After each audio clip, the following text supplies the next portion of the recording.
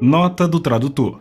A partir deste capítulo, o autor usará bastante o termo tipos. É importante para nós entendermos que a palavra tipo se refere a uma sombra, a um exemplo ou a um simbolismo de algo que ainda viria a acontecer. Hebreus capítulo 10, versículo 1 diz que a lei tem sombra dos bens vindouros, não a imagem real das coisas.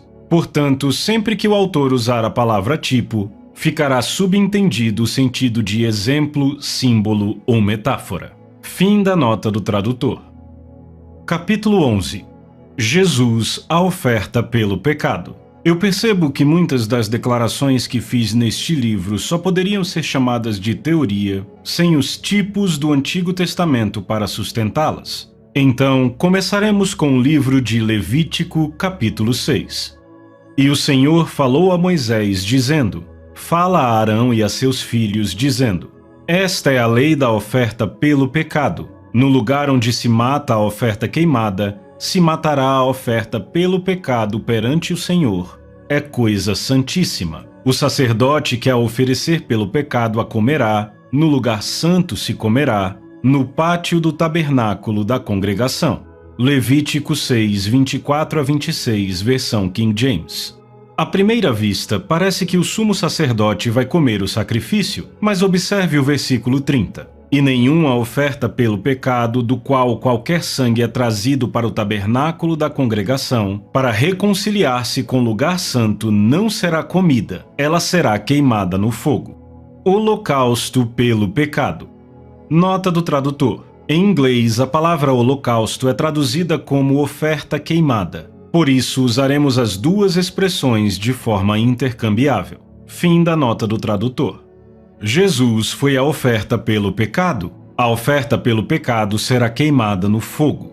O salmista Davi tratou disso. E tu livraste minha alma do mais baixo inferno. Salmo 86, 13, versão King James. Estas palavras proféticas se referem a Jesus sendo libertado do inferno. Observe as palavras de Jesus. Porque assim como esteve Jonas 3 dias e 3 noites no ventre do grande peixe, assim o Filho do Homem estará 3 dias e 3 noites no coração da terra. Mateus 12, 40. No coração da terra, no centro da terra, não no túmulo. É onde está o inferno, no centro da terra. Existem vários lugares nas Escrituras que indicam isso. Tudo o que tocar a sua carne será santo, e quando houver aspersão do sangue sobre alguma veste, tu lavarás o que foi aspergido no lugar santo, e o vaso de barro em que a veste for encharcada será quebrado, e se for encharcada num vaso de cobre, esse deverá ser esfregado e enxaguado com água. Todos os homens entre os sacerdotes a comerão, é coisa santíssima. E nenhuma oferta pelo pecado, do qual qualquer sangue é trazido para o tabernáculo da congregação, para reconciliar-se com o lugar santo, será comida, ela será queimada no fogo. Levítico 6, 27 a 30, versão King James. Em outras palavras, a oferta pelo pecado, que representa Jesus, não podia ser comida, tinha que ser queimada. Eu quero que você observe o versículo 28. E o vaso de barro em que a veste for encharcada será quebrado. Ouça as palavras proféticas a respeito de Jesus. Estou esquecido no coração deles como morto, sou como vaso quebrado. Salmo 31, 12. Primeira morte. Isaías disse: designaram-lhe a sepultura com os perversos em suas mortes. Enquanto ele pendia na cruz, Jesus, o Cordeiro, a oferta sem manchas pelo pecado, o Filho de Deus, permaneceu santo até o último suspiro deixar o seu corpo. Quando ele deu o seu último suspiro, ele disse: está consumado. Ele se entregou à morte física e depois recebeu a morte espiritual. Depois que a oferta pelo pecado foi feita. Eu quero que você veja o tipo do Antigo Testamento. Como ele se entregou à morte e recebeu o pecado. Observe Levítico 16, 5. E ele tomará da congregação dos filhos de Israel 2 bodes para a oferta pelo pecado e 1 carneiro para a oferta queimada. A oferta queimada era para Arão, o sacerdote que a oferecia. E ele tomará 2 bodes e os apresentará perante o Senhor à porta do tabernáculo da congregação. E Arão lançará sorte sobre os 2 bodes, uma sorte pelo Senhor e a outra sorte pelo bode expiatório. E Arão trará o bode sobre o qual cair a sorte pelo Senhor, e o oferecerá por oferta pelo pecado. Mas o bode sobre o qual cair a sorte para ser bode expiatório deverá ser apresentado vivo perante o Senhor. Levítico 16, de 7 a 10. Estes 2 bodes representam Jesus. Você não pode usar apenas um, deve haver 2. Um era para a oferta pelo pecado e o outro para receber o julgamento, a punição ou a justa retribuição pelo pecado. Os 2 bodes formavam um sacrifício completo. A segunda morte. Agora, a oferta pelo pecado está morta. Jesus, na cruz, entregou-se à morte física como oferta pelo pecado. Não havia pecado nele. Esta é a razão pela qual ele se qualifica. Ele é imaculado e esta oferta é santíssima. Mas, uma vez que a oferta pelo pecado foi oferecida, seu espírito deve ser apresentado diante de Deus para receber a justa retribuição de recompensa. A alma que pecar, esta morrerá. Não, Jesus não pecou, mas o homem pecou. O salário do pecado é a morte. Romanos 6:23. Então a morte e o inferno foram lançados para dentro do lago de fogo. Esta é a segunda morte, o lago de fogo. E se alguém não foi achado inscrito no livro da vida, esse foi lançado para dentro do lago de fogo. Apocalipse 20, 14 e 15. A Bíblia é clara. O salário deve ser recebido. A justiça deve ser realizada. Para obter a redenção eterna, um preço eterno deve ser pago. A vida física não é eterna. Lembre-se das palavras de Jesus: Pai, nas tuas mãos entrego o meu espírito. Lucas 24:36. Se Deus vai nos redimir da segunda morte, alguém deve pagar esta penalidade. A segunda morte é espiritual, é a separação de Deus. Isso é algo impressionante, mas estou convencido de que as Escrituras revelam que Jesus se tornou espiritualmente morto para obter vida espiritual para nós. Você pode tirar suas próprias conclusões ao observar estes tipos do Antigo Testamento. A oferta pelo pecado. Agora acompanhem com atenção. Então ele matará o bode da oferta pelo pecado que será para o povo, e trará o seu sangue para dentro do véu, e fará com o seu sangue como ele fez com o sangue do novilho, e perante o propiciatório. E ele fará expiação pelo lugar santo por causa da impureza dos filhos de Israel, e por causa das suas transgressões em todos os seus pecados. Levítico 16, 15 e 16. Este é um tipo ou prenúncio do sangue de Jesus, fazendo expiação pelos pecados do mundo. E ele fará expiação pelo lugar santo por causa da impureza dos filhos de Israel e por causa das suas transgressões em todos os seus pecados. E assim ele fará para o tabernáculo da congregação, que permanece entre eles no meio das suas impurezas. E, quando ele acabar de reconciliar o lugar santo e o tabernáculo da congregação e o altar, então ele trará o bode vivo. Levítico 16, 16 e 20. Observe que o lugar santo seria expiado depois que uma oferta pelos pecados do povo fosse feita. Então eles trariam o outro bode. O segundo bode é um tipo de Jesus depois que ele expirou, já tendo tomado a decisão de abrir seu espírito a Deus, para fazer o que era necessário para satisfazer as reivindicações da justiça e redimir o mundo. A redenção eterna estava em jogo. Jesus, o bode expiatório. E Arão colocará ambas as mãos sobre a cabeça do bode vivo e confessará sobre ele todas as iniquidades dos filhos de Israel e todas as suas transgressões em todos os seus pecados. E os colocará sobre a cabeça do bode e o enviará pela mão de um homem apto para o deserto. Levítico 16, 21. Alguém já sugeriu que o pecado é uma desobediência pessoal e que o pecado não pode ser imposto a ninguém? Mas lemos em Isaías que Deus colocou nossas iniquidades sobre Jesus. Vemos aqui no tipo do Antigo Testamento que o sumo sacerdote que ofereceu o sacrifício impôs as suas mãos, não uma, mas ambas, sobre a cabeça do bode. Jesus é o cabeça da igreja. Quem ofereceu Jesus como sacrifício pelo mundo?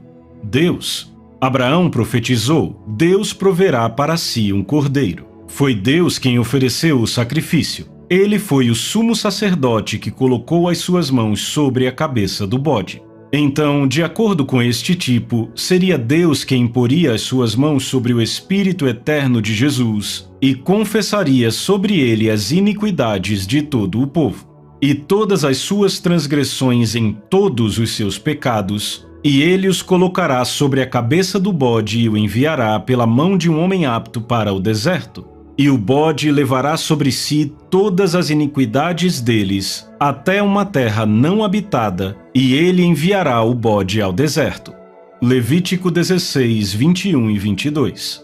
O novo dicionário do século XX de Webster diz que a morte na teologia significa separação da alma de Deus, mas também estar sob o domínio do pecado, destituído de graça ou da vida divina, chamada morte espiritual.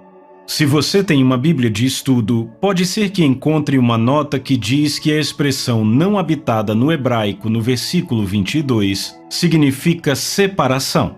Então, o bode foi enviado para uma terra de separação. A morte espiritual significa separação de Deus. O primeiro bode já está morto, a morte física já ocorreu, mas esta é a segunda morte. Esta é a morte que completa a morte plural que Isaías profetizou. O segundo bode não deixou de existir. Ele foi enviado para uma terra de separação. Este é o tipo para a morte espiritual. Quando Adão morreu espiritualmente, seu espírito não deixou de existir. Satanás é um espírito. Ele está espiritualmente morto, mas ainda assim existe. Os espíritos são eternos. Eles nunca deixam de existir. Para que o segundo bode fosse um verdadeiro tipo, ele precisava existir para receber o julgamento da justiça. Depois que o sangue de Jesus foi derramado para expiar o santo lugar, o véu foi rasgado de alto a baixo. A oferta pelo pecado havia sido feita. O santo lugar foi expiado, o caminho para o Santo dos Santos foi aberto, mas o julgamento precisava ser feito. Os pecados e iniquidades tinham que ser levados embora. Então, Jesus se tornou pecado e o levou para um lugar inabitável, um lugar de separação. Uma tradução diz, um lugar não apropriado para a habitação humana. O inferno foi criado para o diabo e seus anjos, não para o homem. Deus nunca pretendeu que o homem fosse para lá. Jesus levou o pecado para o poço do inferno. Ele o levou para a região dos condenados para se livrar do pecado. E o bode levará sobre si todas as iniquidades deles até uma terra não habitada, e ele enviará o bode ao deserto. E Arão virá ao tabernáculo da congregação, e despirá as vestes de linho que ele colocou quando entrou no lugar santo, e ali as deixará. E banhará a sua carne com água no lugar santo, e vestirá as suas vestes. Então sairá, e oferecerá a sua oferta queimada, e a oferta queimada do povo, e fará expiação por si e pelo povo. E a gordura da oferta pelo pecado ele queimará sobre o altar. E aquele que tiver soltado o bode expiatório lavará as suas vestes, e banhará a sua carne em água, e depois entrará no acampamento. Levítico 16, 22 a 26. Oferta santa pelo pecado. Alguns afirmaram que Jesus realmente não se tornou pecado porque a oferta pelo pecado permaneceu santa. Mas observe que um bode era santo, a oferta pelo pecado. O outro bode estava contaminado com os pecados dos outros, não com os seus pecados, mas com os pecados dos outros. A oferta pelo pecado permaneceu santa, não poderia estar contaminada. Tudo o que tocasse nela seria santificado. Uma vez que a oferta pelo pecado já tivesse sido oferecida, o bode expiatório deveria ser levado diante do sumo sacerdote, Deus. Ele impôs as duas mãos sobre o bode expiatório e confessou todos os pecados do povo sobre o segundo bode. Agora vamos olhar novamente para o tipo. O espírito humano de Jesus é como o bode expiatório. O espírito de Jesus é eterno. Ele deve obter a redenção eterna. O sumo sacerdote que ofereceu o sacrifício colocou as mãos sobre a cabeça do bode. Deus é o sumo sacerdote que ofereceu a Jesus. As últimas palavras que Jesus disse antes de morrer foram: Pai, nas tuas mãos entrego o meu espírito. Lucas 23:46. Eis o tipo. Deus, o sumo sacerdote, impôs suas mãos sobre seu filho Jesus e confessou os pecados, iniquidades e transgressões do povo, colocando-os sobre ele, Jesus. O bode estava tão contaminado que a pessoa que o conduziu ao deserto é considerada contaminada e deve tomar banho e lavar suas roupas antes de voltar ao lugar sagrado. O primeiro bode foi santo, o segundo estava contaminado com os pecados dos outros. Mas qualquer pessoa tocada pela carne ou pelo sangue da oferta pelo pecado era chamada santa. A igreja nunca viu o que Deus fez para redimir o homem. Ele fez o espírito de seu filho ser pecado. Ele carregou este fardo do pecado do mundo. Sem dúvida, foi isto que trouxe as gotas de sangue das suas veias para a pele quando ele se ajoelhou no jardim do Getsêmani. Ele não tinha medo da morte física. Era a separação daquela segunda morte que ele temia. E o novilho para a oferta pelo pecado e o bode para a oferta pelo pecado, cujo sangue foi trazido para fazer expiação no lugar santo, serão levados por alguém para fora do acampamento, e eles queimarão no fogo as suas peles, a sua carne e o seu esterco. E aquele que os queimar lavará as suas vestes e banhará a sua carne em água, e depois ele entrará no acampamento. Levítico 16, 27 e 28. Palavras proféticas de revelação. A palavra profética de Isaías e de outros revela verdades ocultas que o homem não viu. Jó tocou a profecia referente ao sofrimento de Jesus, e isto passou praticamente despercebido. Muitos dos profetas entravam e saíam da profecia, como Davi fez em muitas ocasiões. Todo o capítulo 29 de Jó é, sem dúvida, Jesus falando do seu sofrimento. Não serve para ninguém mais além de Jesus. Observe os versículos de 12 a 18. Porque eu livrava os pobres que clamavam e também o órfão que não tinha quem o socorresse. A bênção do que estava a perecer vinha sobre mim, e eu fazia rejubilar-se o coração da viúva. Eu me cobria de justiça, e esta me servia de veste, como manto e turbante era a minha equidade. Eu me fazia de olhos para o cego e de pés para o coxo. Dos necessitados era pai, e até as causas dos desconhecidos eu examinava. Eu quebrava os queixos do iníquo, e dos seus dentes lhe fazia eu cair a vítima. Eu dizia: no meu ninho espiarei, multiplicarei os meus dias como a areia. Então em Jó capítulo 30 temos a profecia. Abominam-me. Fogem para longe de mim e não se abstêm de me cuspir no rosto. Sobrevieram-me pavores, como pelo vento é varrida a minha honra, como nuvem passou a minha felicidade. Agora dentro de mim se me derrama a alma, os dias da aflição se apoderaram de mim. A noite me verruma os olhos e os desloca, e não descansa o mal que me rói.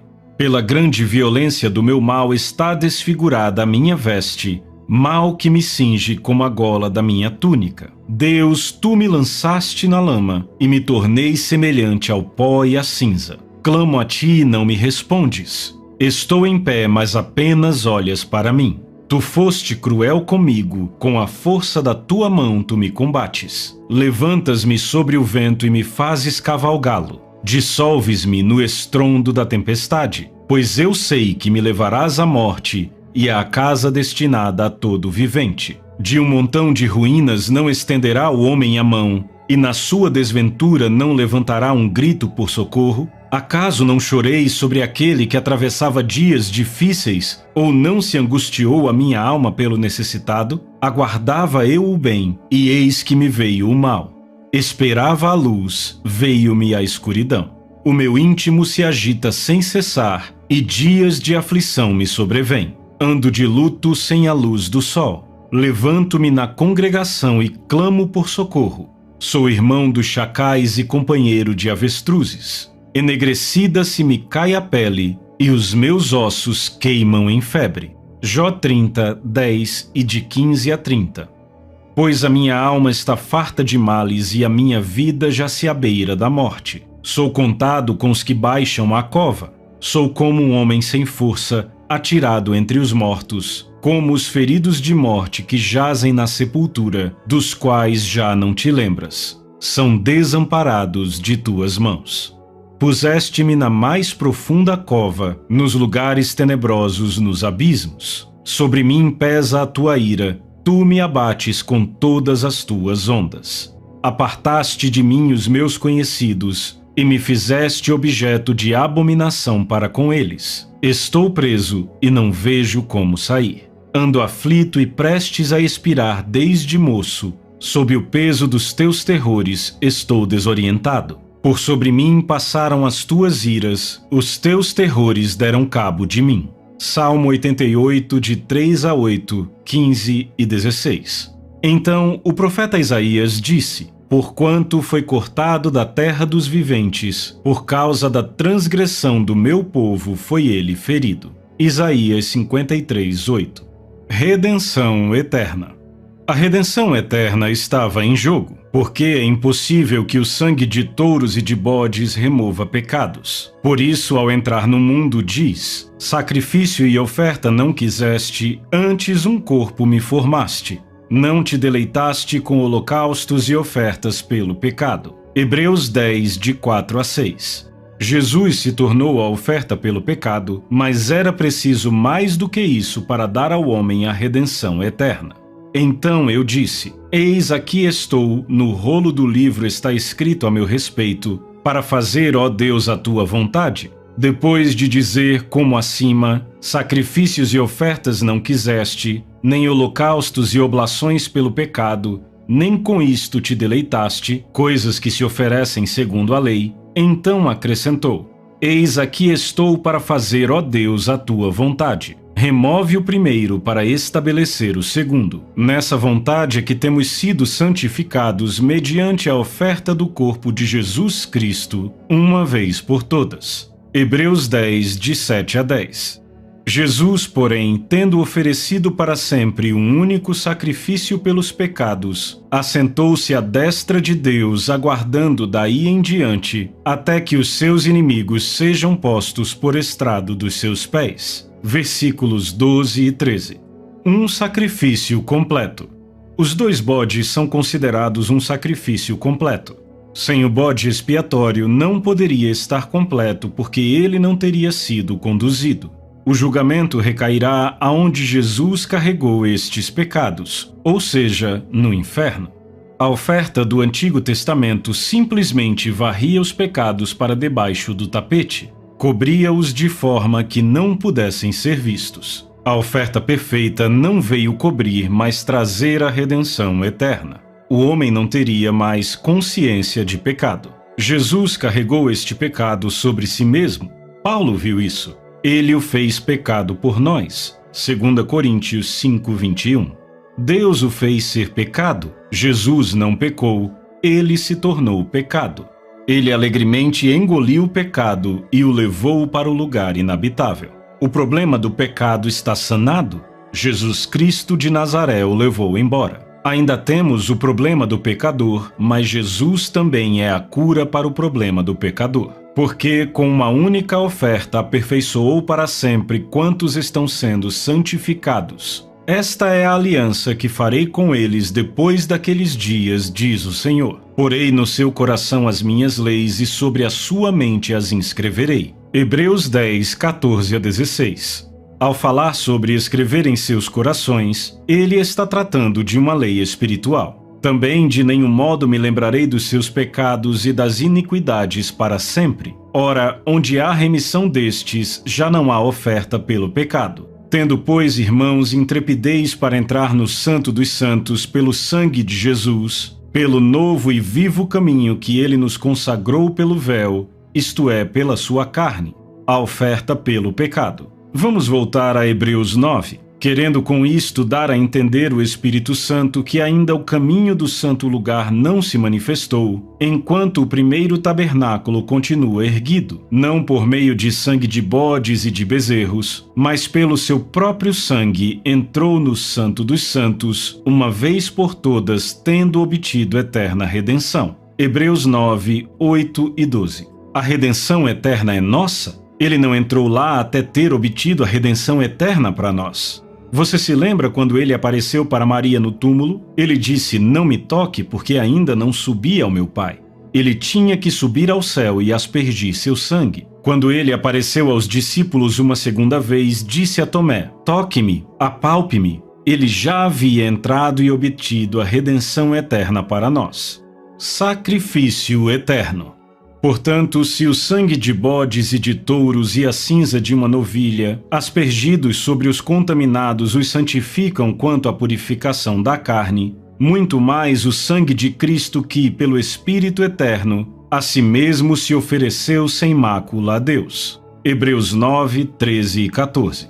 Como isso foi feito? Pelo Espírito eterno dentro dele. Jesus abriu o seu Espírito eterno para Deus quando expirou. Suas últimas palavras foram: "Pai, nas tuas mãos entrego o meu espírito." Lucas 23, 46. Nos tipos do Antigo Testamento, o sacerdote que oferecia os sacrifícios, que só podia ser Deus, pois somente Deus poderia tocar seu espírito, impunha as mãos sobre a cabeça do bode, ou sobre o Espírito eterno. Observe que o primeiro bode está morto, a oferta pelo pecado já foi feita. Ele então era enviado para um lugar desabitado, para que o julgamento caísse sobre ele e não viesse sobre o povo. Muito mais o sangue de Cristo que, pelo Espírito eterno, a si mesmo se ofereceu sem mácula a Deus, purificará a nossa consciência de obras mortas, para servirmos ao Deus vivo. Por isso mesmo ele é o mediador da nova aliança, a fim de que, intervindo a morte para a remissão das transgressões que havia sob a primeira aliança, recebam a promessa da eterna aliança aqueles que têm sido chamados. Hebreus 9, 14 e 15. A redenção eterna requer um sacrifício eterno. Tinha que ser um sacrifício completo. Tinha que ser um compromisso total. Foi por isso que Jesus suou gotas de sangue no jardim, pois onde está o testamento deve haver necessariamente a morte do testador. Morte do testador. Para obter a redenção eterna, o Espírito eterno teve que levar o pecado a um lugar de julgamento. Esta foi a segunda morte. Jesus morreu espiritualmente, não por nenhum pecado dele. Ele se tornou a serpente no poste, a cobra no chão, no tipo do Antigo Testamento. Ele fez isso para que pudesse engolir o mal e levá-lo embora, para que o julgamento recaísse sobre o inferno e não sobre aqueles que receberam a redenção. Isto deveria fazer o mundo inteiro nascer de novo. E eu estou convencido que faria, se o mundo soubesse disso. Um testamento é uma força depois que os homens estão mortos, mas ele não tem nenhum poder enquanto o testador vive. Não há dúvida, para obter a redenção eterna, um Espírito eterno precisava ser sacrificado. Há um ponto que quero esclarecer. O Espírito de Jesus não deixou de existir. Os Espíritos nunca deixam de existir. O Espírito de Jesus ficou espiritualmente morto. Adão morreu espiritualmente quando comeu do fruto. Jesus morreu espiritualmente quando abriu-se a si mesmo para o pecado. Ele permitiu que isto acontecesse. Deus colocou o pecado sobre ele. O Santo Filho de Deus não pecou. Ele se tornou pecado por você e por mim. Ele se tornou um homem espiritualmente morto. Ele foi separado de seu pai Deus, uma separação espiritual, e o profeta Isaías viu isto. Ele viu duas mortes, física e depois espiritual. A razão pela qual o Filho do Homem se manifestou, fez-se visível, foi para desfazer, destruir, desligar e dissolver as obras que o diabo fez. 1 João 3,8, versão ampliada. Jesus veio desfazer o que Satanás havia feito. Adão cometeu pecado e morreu espiritualmente. A morte espiritual de Adão produziu morte física, pois o salário do pecado é a morte. Veja este contraste. Jesus tornou-se obediente a uma morte física que não lhe era devida. Ele tomou a decisão antes de morrer de carregar as iniquidades do mundo. Além disso, ele sofreu a penalidade total por estes pecados, que eram a morte espiritual ou a separação de Deus, para restaurar o homem à comunhão com Deus. Jesus tomou a decisão de morrer enquanto estava vivo. Hoje, os homens devem tomar a decisão de viver antes de morrer. Jesus reverteu o processo. Adão morreu espiritualmente, depois fisicamente. Jesus morreu fisicamente, depois espiritualmente. Como o salário do pecado é a morte, o mesmo acontece com o dom da justiça, a vida eterna. Vamos dar uma olhada na maneira como o Espírito de Deus falou através do apóstolo Paulo em Romanos 5, 12 e 14 a 19. Portanto, assim como por um só homem entrou o pecado no mundo, e pelo pecado a morte, assim também a morte passou a todos os homens, porque todos pecaram. Entretanto, reinou a morte desde Adão até Moisés, mesmo sobre aqueles que não pecaram à semelhança da transgressão de Adão, o qual prefigurava aquele que havia de vir. Todavia, não é assim um dom gratuito como a ofensa, porque se pela ofensa de um só morreram muitos, muito mais a graça de Deus e o dom pela graça de um só homem, Jesus Cristo, foram abundantes sobre muitos. O dom, entretanto, não é como no caso em que somente um pecou, porque o julgamento derivou de uma só ofensa para a condenação, mas a graça transcorre de muitas ofensas para a justificação. Se pela ofensa de um e por meio de um só reinou a morte, muito mais os que recebem a abundância da graça e o dom da justiça reinarão em vida por meio de um só, a saber, Jesus Cristo. Pois assim como por uma só ofensa veio o juízo sobre todos os homens para a condenação, assim também por um só ato de justiça veio a graça sobre todos os homens para a justificação que dá vida. Porque como pela desobediência de um só homem muitos se tornaram pecadores, assim também, por meio da obediência de um só, muitos se tornarão justos. Sim, Jesus obteve a redenção eterna para nós.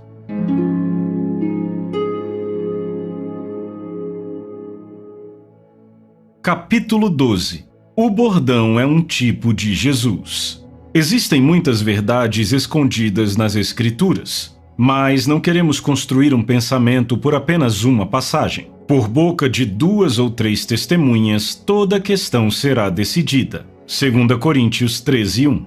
Você pode encontrar um tipo de Jesus em todos os livros da Bíblia. Mesmo começando com Gênesis, temos algumas prévias do que Deus está prestes a fazer na Terra para resgatar a humanidade de uma vida de destruição. Algumas das maiores verdades da Bíblia são encontradas nos tipos do Antigo Testamento. Há muitos tipos do Antigo Testamento sobre os quais você já deve ter pensado. Como poderia ser? Por que Deus estabeleceu esses tipos? Ao olharmos para a palavra, veremos o que Deus tinha em mente quando ele começou a moldar o destino do homem por estes tipos do Antigo Testamento. E sairá um bordão do tronco de Jessé, e um ramo se brotará das raízes dele. E o Espírito do Senhor repousará sobre ele, o Espírito de sabedoria e entendimento, o Espírito de conselho e poder, o Espírito de conhecimento e de temor do Senhor. E o fará de rápido entendimento no temor do Senhor, e não julgará de acordo com a visão dos seus olhos, nem reprovará de acordo com o ouvir de seus ouvidos. Porém, com justiça julgará o pobre, e repreenderá com equidade o humilde da terra. Ele golpeará a terra com a vara da sua boca, e com o sopro de seus lábios ele matará o perverso. E justiça será o cinto que envolve seus lombos, e fidelidade o cinturão que cinge a sua cintura. Isaías 11, de 1 a 5. O que eu quero que você note é a palavra bordão. Em algumas versões aparece como vara. Jesus é chamado de o bordão que sai do tronco de Jessé. Ele fala sobre Deus golpeando a terra com a vara da boca. Jesus era a palavra de Deus, a palavra falada da sua boca. É sobre isso que ele está falando. Jesus e a palavra são um, e a vara é uma representação de Jesus. Com isto em mente, vamos para Êxodo capítulo 7 e vemos um tipo de Jesus do Velho Testamento pegando o pecado e o eliminando. Você conhece a história do faraó? Moisés e Arão foram diante dele e disseram: "Deixe o nosso povo ir embora." No versículo 9, Deus está falando: "Quando o faraó vos disser, fazei milagres que vos acreditem, toma o teu bordão e lança-o diante de faraó, e o bordão se tornará em serpente." Então Moisés e Arão se chegaram a Faraó e fizeram como o Senhor lhes ordenara. Lançou Arão o seu bordão diante de Faraó. Êxodo 7, 9 e 10. Agora lembre-se, o bordão é um tipo de Jesus. Quando Arão lançou o bordão diante de Faraó, ele se transformou em uma serpente representativa do pecado ou do mal. Deus deu a Faraó e ao diabo uma prévia do que estava para acontecer na terra. Mas Satanás não é inteligente o suficiente para descobrir, nem foi Faraó. O Faraó disse: "Isto não é nada, chamem meus mágicos." Quando os mágicos do Faraó lançaram suas varas, elas também se tornaram serpentes. Mas o bordão de Arão engoliu suas serpentes. O bordão de Arão se transformou em uma cobra real, e as cobras reais comem outras cobras. Agora, aqui está um tipo de Jesus se tornando pecado. Ele se tornou pecado para engolir o pecado. Este é um dos tipos de Jesus do Velho Testamento que morre espiritualmente e se torna pecado com o objetivo de acabar com o pecado. Isto mostrava o plano de Deus diante do Faraó, do diabo e do mundo. Era uma prévia do que estava para acontecer. Mas eles não conseguiram entender o que estava acontecendo. Que negócio de cobras era aquele, afinal? O bordão, o tipo de Jesus, se torna uma serpente. Ele se tornou pecado para que pudesse engolir o pecado e se livrar dele. Uma vez que o bordão engoliu todas as outras serpentes, o pecado está derrotado. Vamos para outro tipo do Antigo Testamento, no livro de Números, capítulo 14. Você encontra os filhos de Israel reclamando. Deus disse a Moisés e Arão: "Dize-lhes, por minha vida diz o Senhor, que, como falastes aos meus ouvidos, assim farei a vós outros." Números 14, 28. Lemos em Números 21, 5, depois que Deus disse ao povo que eles teriam o que disseram. E o povo falou contra Deus e contra Moisés: "Por que nos fizeste subir do Egito, para que morramos neste deserto?" Deus havia acabado de dizer a Moisés que lhes dissesse: "Eu farei exatamente o que eles dizem", e eles disseram: "Nós vamos morrer no deserto?" Então o Senhor mandou entre o povo serpentes abrasadoras, que mordiam o povo, e morreram muitos do povo de Israel. Números 21, 6. Deus disse às pessoas o que iria acontecer. Sua palavra foi liberada e Deus não pode mentir. Foi um sentido permissivo. Deus teve que permitir que acontecesse. Se ele tivesse impedido, teria violado sua palavra. Veio o povo a Moisés e disse: "Havemos pecado porque temos falado contra o Senhor e contra ti. Ora ao Senhor que tire de nós as serpentes." Então Moisés orou pelo povo. Disse o Senhor a Moisés: "Faze uma serpente abrasadora, põe-na sobre uma haste, e será que todo mordido que a mirar viverá." Números 21, 7 e 8. Quem é aquela serpente que ele colocou na haste? Jesus, aquele que cura.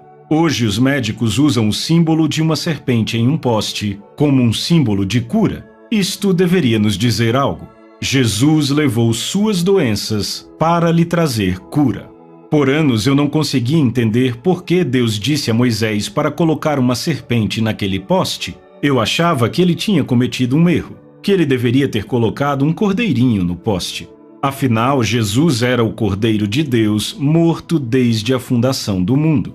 O poste é simbólico da cruz, um local de execução. A serpente no poste é simbólica de Jesus se tornando pecado depois que a oferta pelo pecado foi feita. Também é simbólico do julgamento divino sobre a velha serpente, Satanás. Como Moisés levantou a serpente no deserto, assim também o Filho do Homem deve ser levantado. Como Jesus disse a seus discípulos: "E eu, quando for levantado da terra, atrairei todos a mim mesmo." João 12, 32.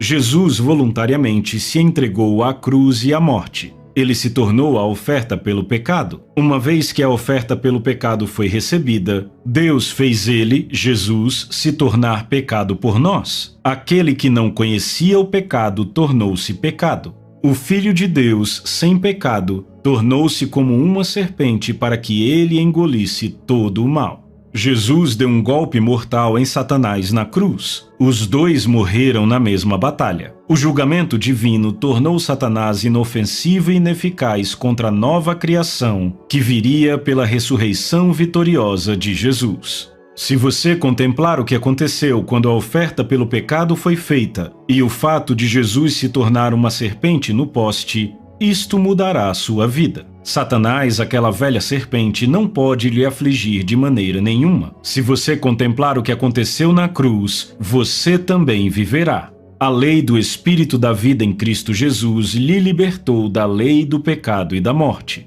Um símbolo do juízo divino. O bronze é simbólico do juízo divino. Uma serpente de bronze não pode machucar você porque não tem vida. Foi isso que Jesus veio fazer. Para isto se manifestou o Filho de Deus, para destruir as obras do diabo. Aí está, novamente, um tipo de Jesus na cruz no Antigo Testamento. Ele se tornou uma serpente de bronze em um poste. Sendo alguém mordido por alguma serpente, se olhava para a de bronze e sarava. Números 21, 9. Jesus disse: "E do modo por que Moisés levantou a serpente no deserto, assim importa que o Filho do Homem seja levantado." João 3,14. A serpente no poste tem um duplo significado. É o que poderíamos chamar de lei da dupla referência. Jesus se tornou a serpente, mas o bronze é simbólico do julgamento divino. O julgamento divino foi derramado sobre Jesus para destruir o poder da serpente. Desde que isso aconteceu, a serpente é impotente. Jesus destruiu sua habilidade, seu poder se foi. Jesus despojou principados e potestades. Ele os expôs publicamente ao desprezo, triunfando sobre eles. Colossenses 2,15. Jesus, o Filho de Deus, paralisou Satanás. Ninguém tem medo de uma serpente de bronze porque é inofensiva. Uma cobra de bronze não pode morder ninguém. Satanás ficou paralisado pelo golpe mortal de Jesus. A semente da mulher feriu sua cabeça. O julgamento divino tornou a velha serpente inofensiva e ineficaz. Se você contemplar o que Jesus fez, verá a velha serpente, o diabo, como uma serpente de bronze, tornada inofensiva pelo julgamento divino. A Bíblia diz que Jesus o paralisou. Encontramos em Hebreus 2,14 estas palavras: "Visto, pois, que os filhos têm participação comum de carne e sangue, destes também ele igualmente participou, para que por sua morte destruísse aquele que tem o poder da morte, a saber, o diabo." A palavra traduzida como destruir equivale a paralisar. Ele paralisou quem tinha o poder da morte, isto é, o diabo, e livrasse todos que, pelo pavor da morte, estavam sujeitos à escravidão por toda a vida. Hebreus 2,15. Jesus nos livrou do medo do golpe mortal de Satanás. Não precisamos temer esta serpente de bronze. Ele se tornou inofensivo e ineficaz pelo julgamento divino. José, um tipo de Jesus. José é um tipo de Jesus do Antigo Testamento. Mesmo sua própria família não tendo acreditado nele, no final curvaram-se diante dele. Deus deu a José a revelação do que estava por vir, mas sua família não a recebeu. Seus irmãos o lançaram em um poço e o venderam como escravo no Egito. Gênesis 37, 28. Jesus veio à terra dizendo o que o seu pai disse, mas seu próprio povo o lançou fora. Deus colocou nossas iniquidades nele. Isaías 53, 6. José ascendeu do fundo de um poço a um lugar de autoridade por causa da palavra de Deus para ele. Seu nome ficou conhecido em todo o Egito. Jesus subiu da cova dos condenados para muito acima de todos os principados e potestades. O nome dele está acima de todo nome. Filipenses 2:9. José comprou toda a terra em tempos de fome. Gênesis 47:20. Jesus comprou todo o mundo com seu sangue. João 3:16. Os irmãos de José o entregaram para o mal, mas Deus transformou isto em bem para salvar todos os que viessem a ele. Gênesis 50:20. Jesus foi entregue até a morte por homens maus, mas Deus usou isto para salvar todos os que viessem a ele. 1 Coríntios 2, 7 e 8 e Romanos 5, 17. José foi punido por coisas que não fez. Gênesis 39, 20. Jesus sofreu o castigo que nos pertencia. Isaías 53, 5 e 6. José se tornou escravo para enriquecer Israel. Gênesis 37, 28. Jesus se fez pobre para que você pudesse ser rico. 2 Coríntios 8, 9. Todo o Egito curvou-se diante de José. O Egito é um tipo do mundo e do pecado. Todo o pecado se curvou a Jesus.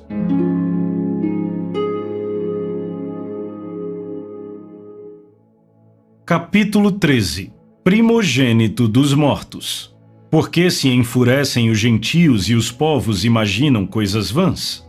Os reis da terra se levantam e os príncipes conspiram contra o Senhor e contra o seu ungido, dizendo: rompamos os seus laços e sacudamos de nós as suas algemas. Na sua ira, a seu tempo, lhes há de falar e no seu furor os confundirá. Eu, porém, constituí o meu reino sobre o meu santo monte Sião. Proclamarei o decreto do Senhor. Ele me disse: Tu és meu filho, eu hoje te gerei. Salmo 2, de 1 a 3 e de 5 a 7. Do que ele está falando quando diz: eu hoje te gerei? Ele está falando sobre quando Jesus nasceu em uma manjedoura? Encontramos a resposta em Atos 13, de 30 a 34. Mas Deus o ressuscitou dentre os mortos e foi visto muitos dias pelos que, com ele, subiram da Galileia para Jerusalém, os quais são agora suas testemunhas perante o povo. Nós vos anunciamos o evangelho da promessa feita a nossos pais, como Deus a cumpriu plenamente a nós, seus filhos, ressuscitando a Jesus, como também está escrito no Salmo 2: Tu és meu filho, eu hoje te gerei.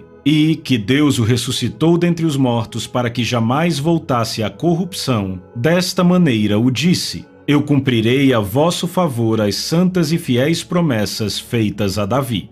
Do que ele está falando? Para encontrar a resposta, vamos para Hebreus 1, 4 e 5. Tendo se tornado tão superior aos anjos quanto herdou mais excelente nome do que eles. Pois a qual dos anjos disse jamais: Tu és meu filho, eu hoje te gerei? Você notará que Deus não disse isto a nenhum dos anjos. Deus disse isto a Jesus no dia em que o ressuscitou dentre os mortos. E outra vez, eu lhe serei pai e ele me será filho. Ele começa a desvendar um mistério oculto do plano redentor de Deus, que é quase desconhecido para a igreja hoje. Porque Jesus se tornou pecado e se separou de Deus, Deus teve que se tornar um pai para ele mais uma vez. Antes, alguém em certo lugar deu pleno testemunho, dizendo: que é o homem que dele te lembres, ou o filho do homem que o visites. Fizeste-o por um pouco menor que os anjos, de glória e de honra o coroaste, e o constituíste sobre as obras das tuas mãos. Todas as coisas sujeitaste debaixo dos seus pés. Ora, desde que lhe sujeitou todas as coisas, nada deixou fora do seu domínio. Agora, porém, ainda não vemos todas as coisas a ele sujeitas. Vemos, todavia, aquele por um pouco, tendo sido feito menor que os anjos, Jesus, por causa do sofrimento da morte, foi coroado de glória e honra, para que, pela graça de Deus, provasse a morte por todo o homem. Hebreus 2, de 6 a 9. Observe que Jesus provou a morte por todo o homem. De que tipo de morte Paulo está falando? Deve ser a morte espiritual. Se Paulo estivesse falando da morte física, então ninguém jamais morreria fisicamente. Por causa do sofrimento de separação espiritual de Jesus, o pecador pode ser redimido da morte espiritual. Você percebe que Paulo não está falando da morte física? Nunca mais precisará haver a morte espiritual. Você pode morrer espiritualmente, mas não precisa. Será um ato de sua vontade se você o fizer.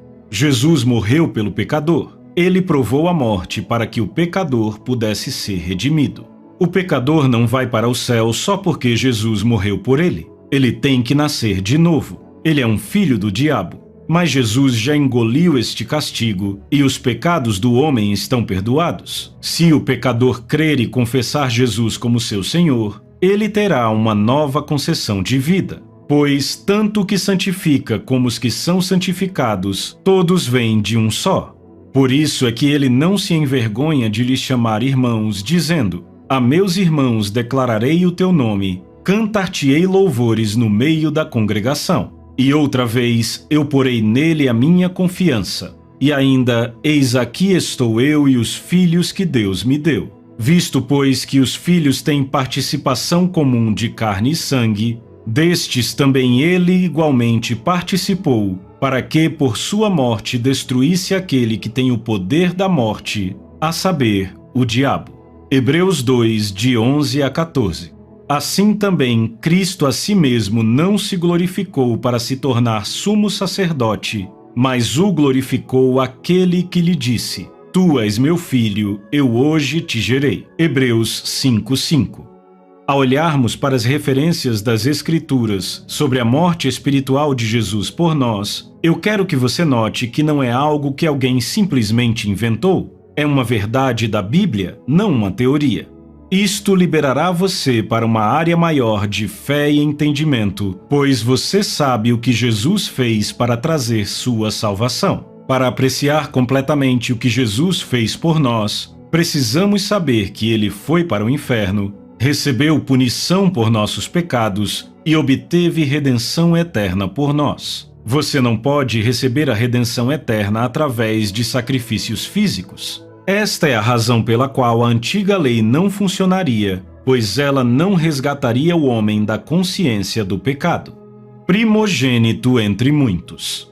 Porquanto aos que de antemão conheceu, também os predestinou para serem conformes à imagem de seu Filho, a fim de que ele seja o primogênito entre muitos irmãos. Romanos 8, 29. Jesus é o primogênito entre muitos irmãos. Paulo não pode estar se referindo a Jesus sendo o primeiro a ser ressuscitado dentre os mortos. Lázaro e outros foram trazidos de volta à vida antes dele. Ele está falando sobre o primeiro a nascer da morte espiritual para a vida espiritual. Aos que de antemão conheceu, também os predestinou. Ele conheceu Jesus de antemão. Jesus estava com ele desde o princípio. Agora, não leia algo nesta frase que ele não disse. Há um duplo significado aqui. Ele não está dizendo que as pessoas são predestinadas para serem salvas ou não. Ele está dizendo que todo mundo que recebe Jesus nasce de novo e sairá do mesmo molde que Jesus saiu quando ele se tornou o primogênito entre muitos irmãos. Quando Jesus ressuscitou dos mortos, ele nasceu de novo do Espírito de Deus. Jesus disse a Nicodemos: aquele que nasce da carne é carne, e aquele que nasce do Espírito é Espírito. Acabamos de ler em Romanos 8, 29, que Jesus foi chamado o primogênito entre muitos irmãos. Em outras palavras, não haverá um nascido da morte espiritual para a vida, mas muitos nascerão como ele. Isso foi uma má notícia para Satanás? Satanás estava ocupadíssimo com Jesus aqui nesta terra. Satanás deixava as pessoas doentes e Jesus as curava. Satanás matou Lázaro com uma doença. Jesus veio, ressuscitou-o dentre os mortos e o curou. Satanás pensou: se eu tiver a chance de me livrar de Jesus, farei imediatamente. Ele pensou que tinha conseguido se livrar de Jesus, mas descobriu que não conseguia segurá-lo no inferno. Jesus nasceu de novo diante dos seus olhos. Ele se tornou o primogênito entre muitos irmãos. Em outras palavras, haverá milhões e milhões deles, exatamente como Jesus. No dia de Pentecostes, no cenáculo, 120 nasceram de novo, assim como Jesus. Então, antes que o dia terminasse, mais 3.000 nasceram de novo. Esta é uma má notícia para Satanás. 3.120 nascidos de novo, assim como Jesus. Encontramos na Bíblia que Jesus é chamado o Filho unigênito até o dia em que ele ressuscitou dos mortos. Então, em toda referência a Jesus depois disso, após a ressurreição, ele nunca mais é chamado de unigênito. Em algumas ocasiões, ele é referido como unigênito quando se fala de antes de ele ressuscitar dentre os mortos, mas, neste caso, não estão se referindo ao tempo presente. Em Gênesis 22, 16 e 17, Deus disse a Abraão: porquanto fizeste isso, a tua descendência possuirá a cidade dos teus inimigos. Deixe-me lembrá-lo que Jesus disse a Pedro: Eu edificarei a minha igreja, e as portas do inferno não prevalecerão contra ela. Jesus disse: Eu vou construir a minha igreja. O homem tentou construí-la todos esses anos, mas falhou. Jesus disse: Eu edificarei a minha igreja. Deus está no processo, através de Jesus Cristo de Nazaré, de construir a igreja hoje. Você verá a maior igreja que o mundo já conheceu. Uma declaração profética. Enquanto eu ensinava sobre esse assunto em uma das minhas reuniões, o espírito de profecia veio sobre mim e a seguinte palavra profética surgiu: Porque está próximo o dia em que o ministério da palavra de Deus viverá na igreja. Aqueles que morreram para as coisas de Deus se levantarão e andarão na sabedoria e no poder de Deus. A força do Todo-Poderoso fluirá no meio deles. Assim andarão na avenida da vida, até que a sabedoria que flui de seus lábios assombre o mundo. Porque eles falarão do Espírito de Deus, a unção de Deus se levantará dentro deles. Os anjos e os espíritos ministradores se envolverão muito na vida dos crentes que se levantarem neste dia e caminharem nos princípios da palavra. Assim a unção de Deus fluirá na terra e a igreja do Deus Todo-Poderoso será edificada. Isto acontecerá como uma explosão pelo poder do Espírito de Deus. E assim eles se levantarão aqui e se levantarão ali, eles se levantarão da obscuridade. Vocês verão igrejas indo de 1 a 3.000 em 3 meses.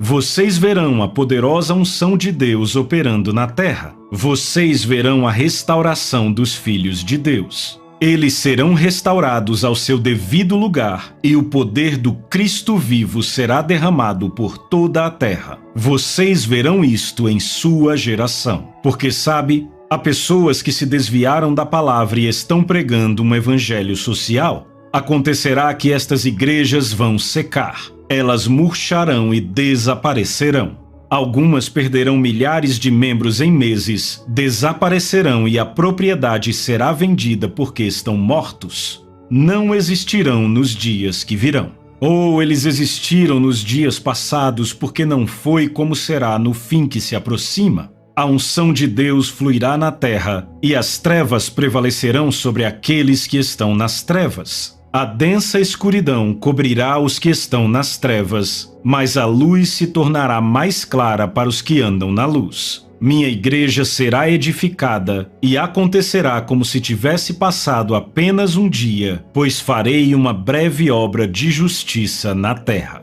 Jesus restaura o homem. João às 7 igrejas que se encontram na Ásia. Graça e paz a vós outros da parte daquele que é, que era e que há de vir, da parte dos 7 espíritos que se acham diante do seu trono, e da parte de Jesus Cristo, a fiel testemunha, o primogênito dos mortos e o soberano dos reis da terra. Apocalipse 1, 4 e 5. Jesus é o príncipe dos reis da terra. Você já se perguntou quem são os reis? Deixa eu te ajudar. Paulo disse em Romanos 5,17: Se pela ofensa de um e por meio de um só reinou a morte, muito mais os que recebem a abundância da graça e o dom da justiça reinarão em vida por meio de um só, a saber, Jesus Cristo. Jesus é o príncipe e nós somos os reis, restaurados ao nosso devido lugar. Nossa autoridade está restaurada. A Bíblia ampliada diz que reinaremos como reis na vida através dele, Jesus Cristo. Deus disse em Gênesis 22, 16 e 17: Jurei por mim mesmo, diz o Senhor, porquanto fizeste isso e não me negaste o teu único filho, que deveras te abençoarei e certamente multiplicarei a tua descendência como as estrelas dos céus e como a areia na praia do mar. A tua descendência possuirá a cidade dos seus inimigos.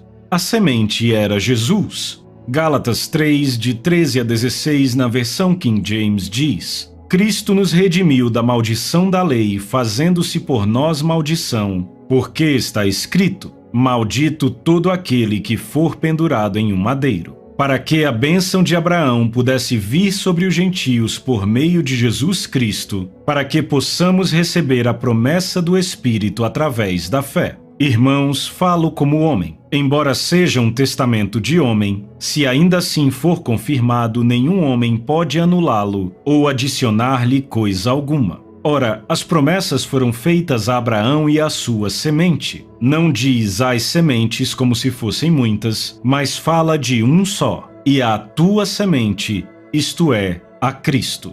Paulo está se referindo a Cristo, que é a semente, que possuirá a porta dos seus inimigos. O versículo 14 diz receber a promessa do Espírito através da fé. Ao contrário do que a maioria das pessoas acredita, ele não está falando sobre o batismo do Espírito Santo. Ele está falando da promessa que o Espírito Santo fez a Abraão a respeito de sua semente, Jesus Cristo. Porque todos sois filhos de Deus pela fé em Cristo Jesus. Todos vós que fostes batizados em Cristo, vos revestistes de Cristo.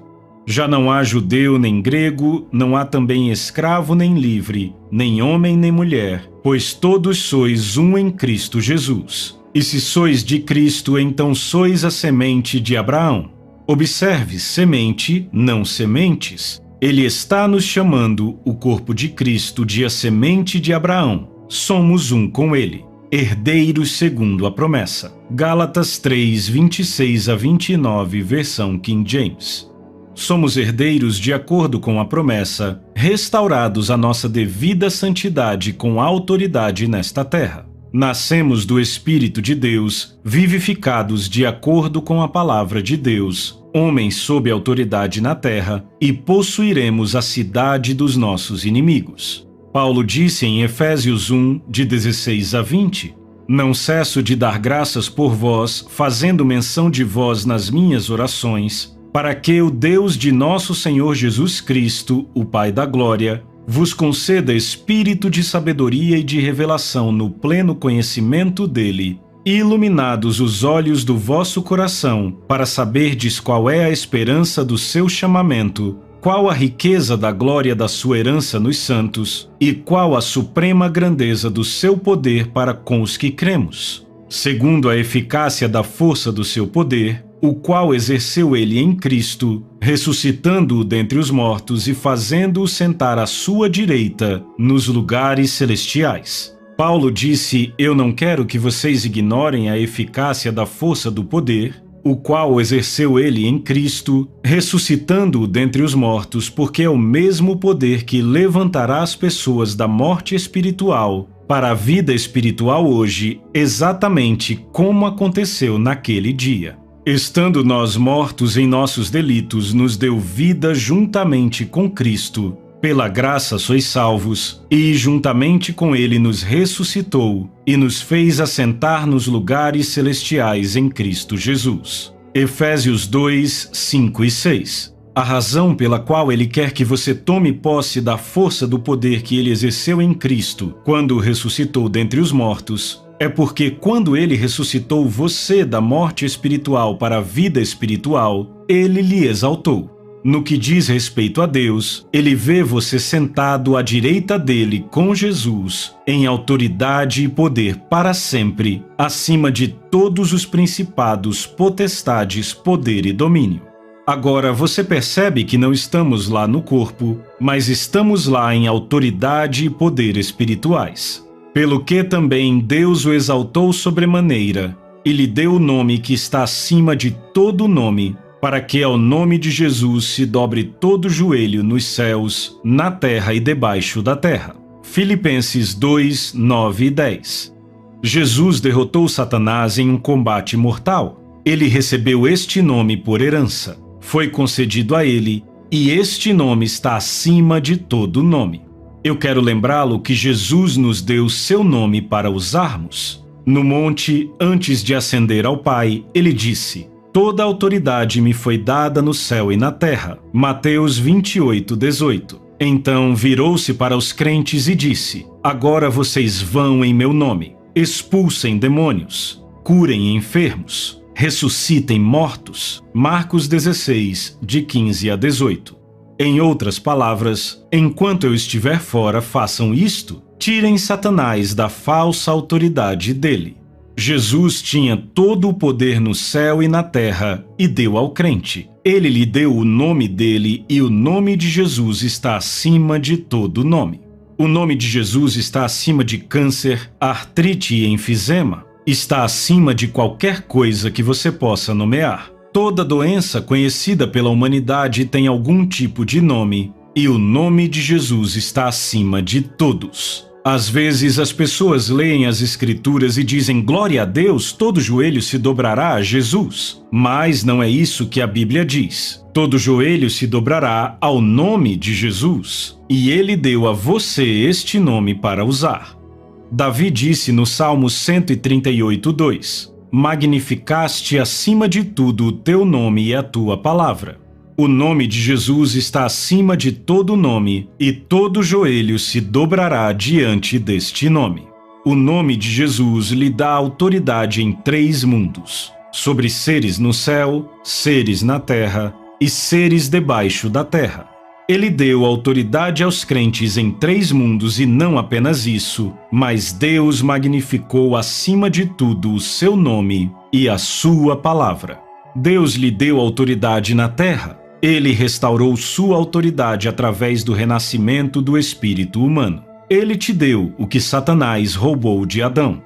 Deus espera que o crente atue na terra até que ele venha. Não, ele não disse armazene batatas e se esconda nas montanhas. Ele disse atuem até que eu venha. Lucas 19:13. Os Estados Unidos ocuparam a Alemanha após a Segunda Guerra Mundial. Você acha que fomos até lá e perguntamos, ei, o que vocês todos querem fazer? Não, ocupamos e controlamos o lugar. Jesus disse que devemos ocupar e controlar esta terra até que ele venha. Nós temos autoridade para fazê-lo. Isto será feito através de seu nome e da sua palavra. Palavra profética.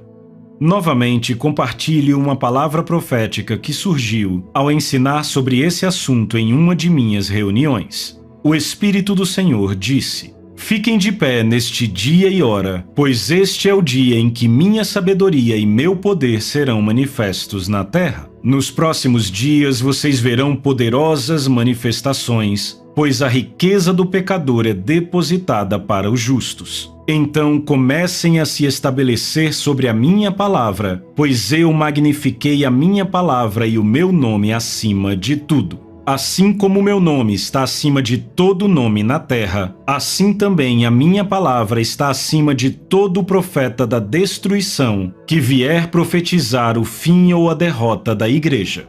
Portanto, levantem-se e estiquem-se à sua verdadeira altura, pois estes são os dias em que meu povo andará em vitória e imporá a derrota dos poderes das trevas pela minha palavra fluindo dos seus lábios.